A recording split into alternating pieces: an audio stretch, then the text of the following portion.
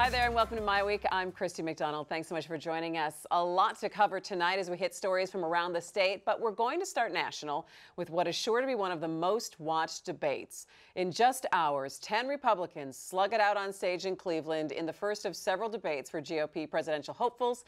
Donald Trump's potential antics aside, what issues are we looking at? Will anyone really get a chance for an in-depth answer?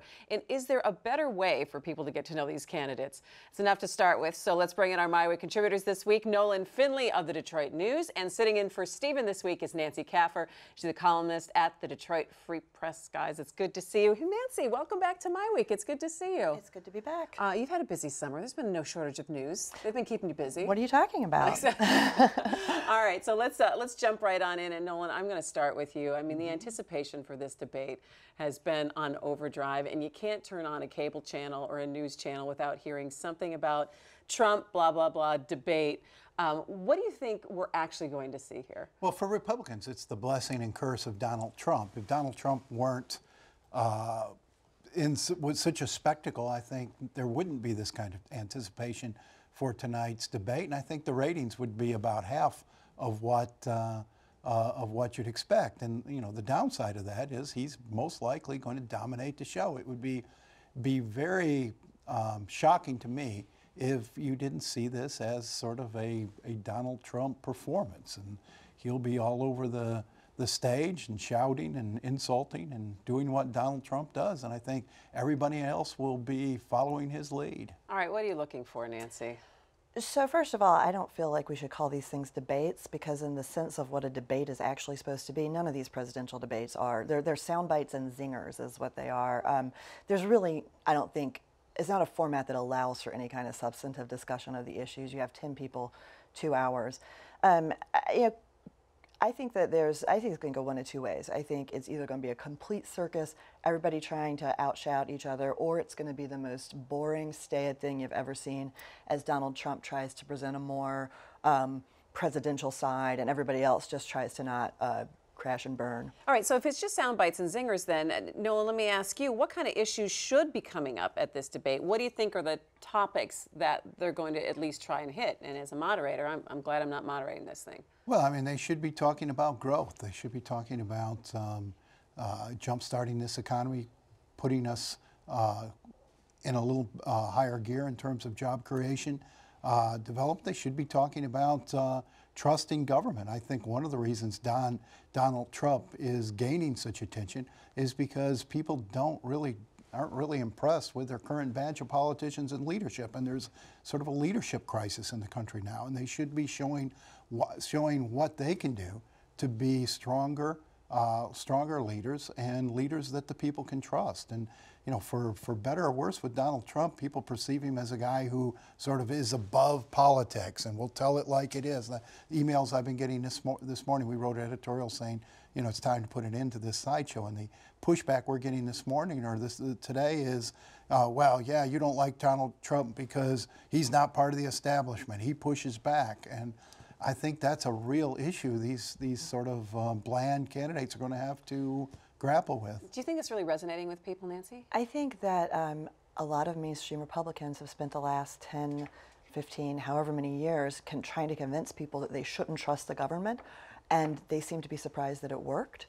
And it seems like they want to be like, no, no, no, except me. Because the haste with which establishment Republicans are backing away from Donald Trump and the complete lack of concern among people who like Donald Trump about what establishment Republicans think about him, the stuff that he's done that conventional wisdom says should have tanked him, like mocking John McCain's having been a prisoner of war. Conventional wisdom would say that's political poison for anyone who talks about a veteran like that. It did not seem to have hurt him at all. I mean, he's capitalizing on a lot of this sentiment that's been built up by some members of his party who didn't seem to understand that this would maybe have a negative impact on them.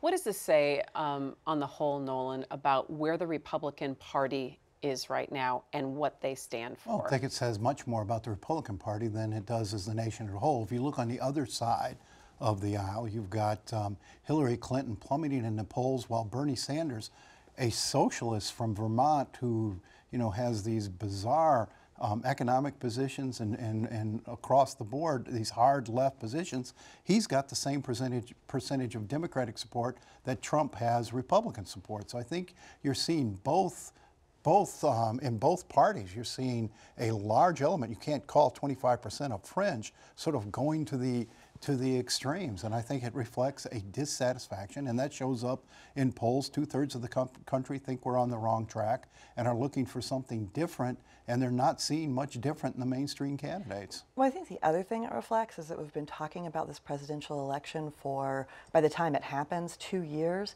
and we're analyzing trends that are happening now as though they mean something. The Wall Street Journal, I think, this week confidently declared that a new poll indicated that Hillary Clinton had lost white female voters in an election that's not going to happen for 14 months. I mean, focusing on any trend that's happening now as though it's really going to connect to stuff next November. I mean, we need something to talk about if we're going to talk about this election for 2 years before it happens. And so we get kind of too into reading the tea leaves when half the people who have their name in the mix now are going to flame out in the next 6 months. We're going to see a very different field a year from now, or I guess 6 months from now. Meanwhile, in Canada, Harper dissolved the government, called new parliamentary elections. It'll be held in 90 days. They have only 3 months of campaigning to look forward to, where we get sort of nonstop campaigning. I want us all in the media to take a pact to not talk about this stuff till January 5th, the year of the election. But wouldn't it be nice if it did? Well, it would be nice if it did. And so where does that conversation start? Because it feels like if this is the cycle, or the media cycle and the election cycle this time around, where are we going to be even 4 years from now? I mean, is it going to start to back up? We're 2.5 years out, you're looking at things. We're probably going to start talking about the 2020 election on the day after the 2016 election. And does that feed into the cycle, though? Because if you're already starting to campaign 2.5 years out from something, and then you really can't get much done because you're already in that cycle of trying to get reelected, does that then feed back to the whole premise of people saying, I can't stand government anymore because they don't do anything and they're not very effective? Are we kind of spinning or making our own wheel here? I mean, but this is what we're stuck with. Nothing. It's not going to change. I mean, ideally, you would perhaps go to a single 6-year term for a president, so the president doesn't have to, Whoa, no one's changing the rules now. And start, campaigning almost right away, and always be mindful of the electorate. But it's not going to happen. This is what we have now, and it's become politicking has become such big business, and we're going to see $3-4 billion spent on this presidential race. It takes a long time to raise that kind of money. And I think that's an important piece of it, though, is that when you stretch it out to 2.5 years, you can do that because there's more money, because in part of the Citizens United Supreme Court ruling that changed the way we fund elections. This is only possible because you have these large sums of money coming into elections that wasn't there before. And large sums of money from a very small amount of people, yes, which is also the interesting thing here. All right, to kind of wrap up the debate conversation, what do the Republicans, do you think, Nancy, need to show with this debate? I think that everyone who's not Donald Trump needs to avoid getting taken down by Donald Trump, mostly. I mean, the last thing you want is to be a laughingstock. Rick Perry tried to call Donald Trump out on something, and it completely backfired on him on Twitter, and now he's in the lower tier. He's in the first debate. He's in the D ladder in the squash team at this point. So it's I don't know. That's not to get made into a punchline, I think. Is what would you say? If they all focus on Trump, if they all aim their guns at Trump, then he goes up 10, 15 points in the polls tomorrow. I think you've got to talk about yourself, present some. The one thing Donald Trump doesn't have is credible ideas for running the government, for leading the nation. And I think they each need to present themselves as passionate, competent leaders, because I think that's what America is looking for. And they've got to also present themselves as somebody who's not timid, not afraid to take a risk, not afraid to sort of step out and get out of their safe zones.